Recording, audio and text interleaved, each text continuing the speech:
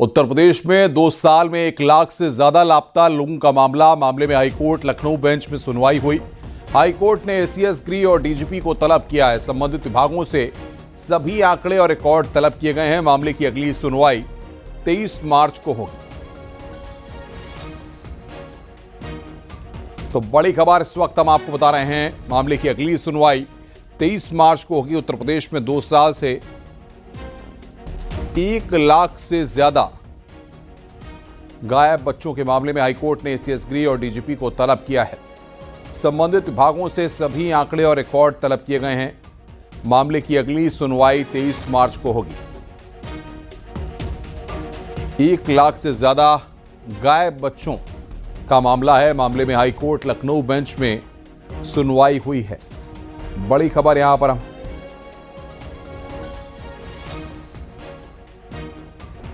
ऋषभ मणि त्रिपाठी हमारे संवाददाता हमारे साथ फोन लाइन पर जोड़ने के लिए।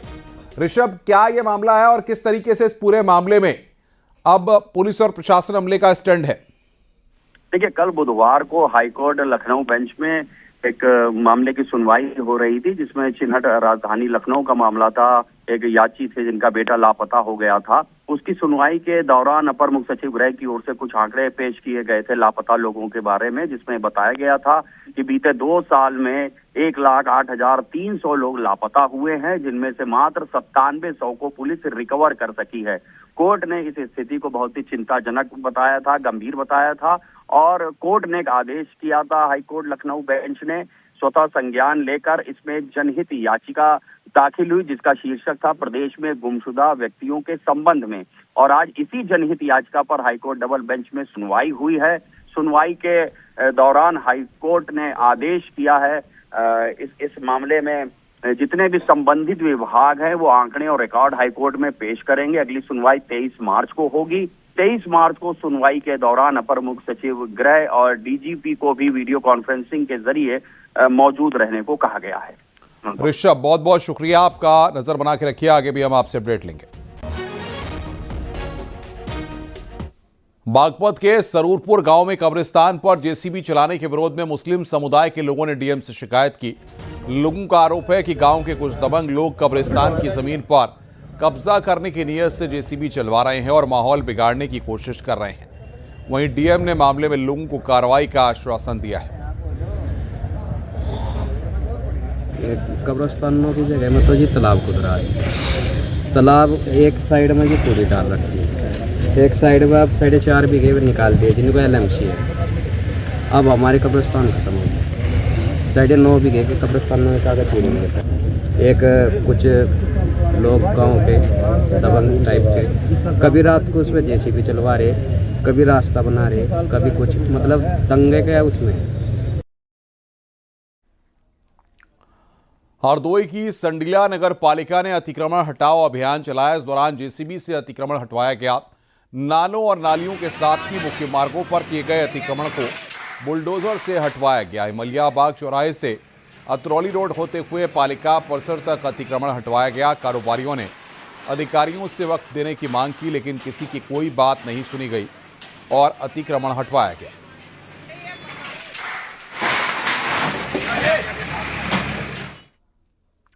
कानपुर सेंट्रल स्टेशन पर पिछले 1 महीने में 1 दर्जन से अधिक यात्रियों की जान आरपीएफ जीआरपी पुलिस ने बचाई है। दरअसल रेलवे पुलिस की जागरूकता के चलते इन यात्रियों की जान बचाई गई। कई बार रेलवे पुलिस के प्रयास भी असफल हो जाते हैं और यात्री ट्रेन में चपेट में आकर अपनी जान गंवा देते हैं। कानपुर सेंट्रल स्टेशन पर लगातार यात्रियों के ट्रेन के चपेट में आने के वीडियो सामने आ रहे हैं, जिसके बाद रेलवे के अधिकारियों ने आरपीएफ और जीआरपी को और सतर्क रहने के निर्देश दिए हैं।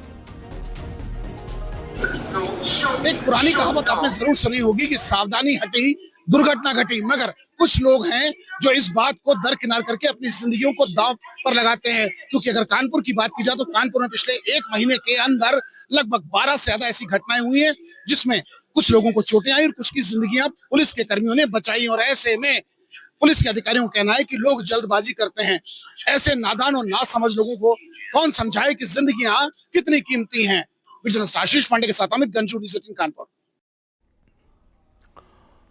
और बड़ी खबर इस वक्त हम आपको बता रहे हैं, T20 वर्ल्ड कप को लेकर पाकिस्तान के प्रधानमंत्री शहबाज शरीफ ने बड़ा बयान दिया है।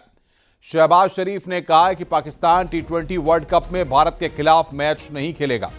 उन्होंने कहा कि पाकिस्तान बांग्लादेश के साथ खड़ा होगा। यह फैसला काफी सोच समझ कर लिया गया है। खेल के मैदान पर राजनीति नहीं होनी चाहिए। खेल का मैदान राजनीति से दूर होना चाहिए। हालांकि सूत्रों के हवाले से खबर है कि पाकिस्तान क्रिकेट बोर्ड ने अब तक इस फैसले पर आईसीसी को कोई ऑफिशियल इंफॉर्मेशन नहीं भेजी है। जब तक पाकिस्तान इस मामले पर आईसीसी को सूचित नहीं करता है, भारत पाकिस्तान मैच शेड्यूल में बना रहेगा और इस मुद्दे पर अनिश्चितता जारी रह सकती है, क्योंकि आईसीसी पाकिस्तान की तरफ से ऑफिशियल इंफॉर्मेशन मिलने के बाद ही अगला कदम उठाएगा।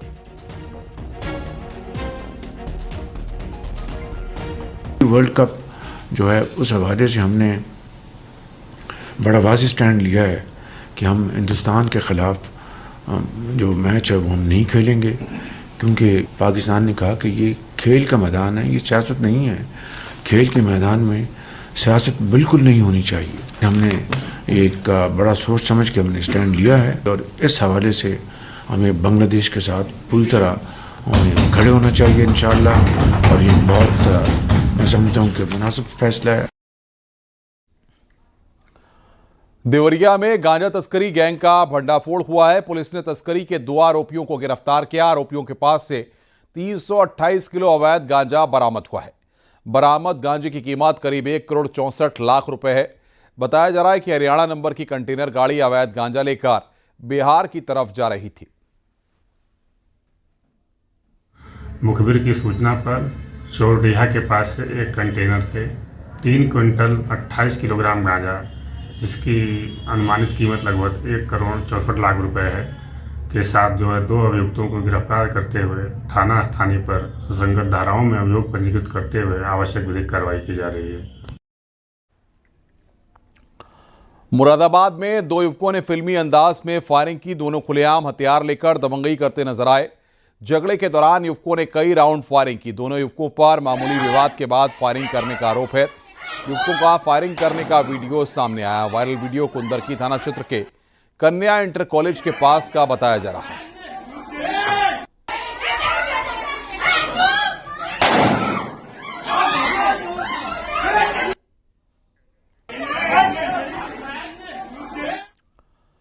बागपत में ब्लॉक प्रमुख एसपी कार्यालय पहुंचकर रो पड़ी। ब्लॉक प्रमुख सुनीता वाल्मीकि ने जिला पंचायत सदस्य रविंद्र कुमार और उनके साथियों पर गंभीर आरोप लगाए।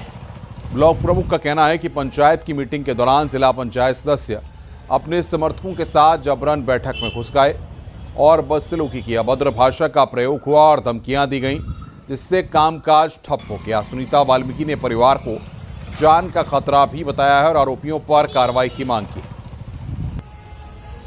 विरोध करा, बदतमीजी करी और जब मैं केली पड़ गई, मेरा अपमान इतना करा। और जो वीडियो है, इन्होंने अपनी कुर्सी अपना उठ के रविंदर को बिठाया, रविंदर जिला पंचायत को बिठाया, बीच में बिठाया और मेरा अपमान सबसे कराया कि ये हम मीटिंग नहीं होने देंगे। क्यों नहीं होने देंगे? क्या चाहते हैं वो? ये चाहते थे कि हमें सब मिलकर अपने में, मैं अकेली मीटिंग कर रही थी। बहराइच में आपसी कहासुनी को लेकर 3 दोस्तों ने चौथे दोस्त पर थप्पड़ों की बरसात कर दी। इस पिटाई का वीडियो सामने आया। वीडियो वायरल होने के बाद पीड़ित लड़के के पिता ने पुलिस से तीनों लड़कों की शिकायत की है। पुलिस मामले की जांच में जुटी है। जरवल थाना क्षेत्र की यह वारदात है।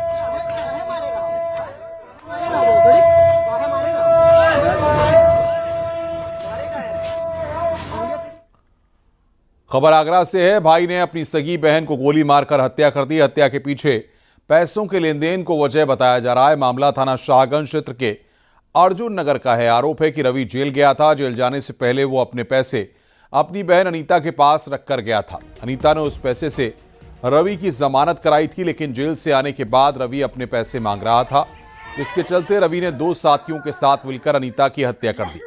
पुलिस आरोपी भाई की तलाश में जुटी हुई है।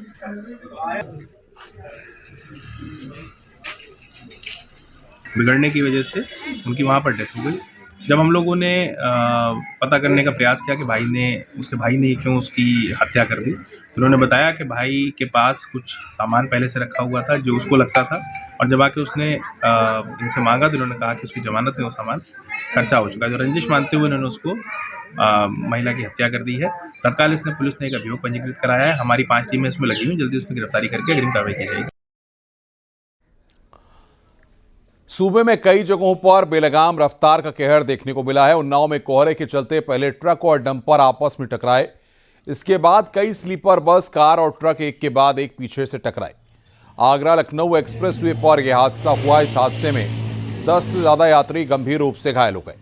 गंभीर रूप से घायलों को ट्रामा सेंटर रेफर किया गया। उधर रायबरेली में डंपर से टक्कर के बाद बाइक सवार युवक की मौत हो गई और दूसरा गंभीर रूप से जख्मी है। युवक अपने दोस्त के साथ कहीं जा रहा था। उसी दौरान लालगंज मार्ग पर ओवरटेक करने के दौरान सामने से आ रहे डंपर और बाइक की टक्कर हो गई।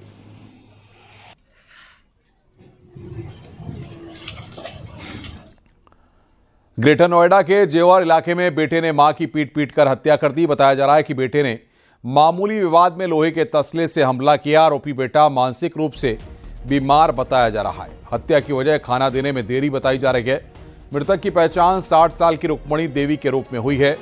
पुलिस ने आरोपी बेटे को गिरफ्तार कर लिया है। आरोपी का पिछले कई साल से मानसिक इलाज चल रहा था। पुलिस ने शव को पोस्टमार्टम के लिए भेजा है। जेवर थाना क्षेत्र की यह घटना है।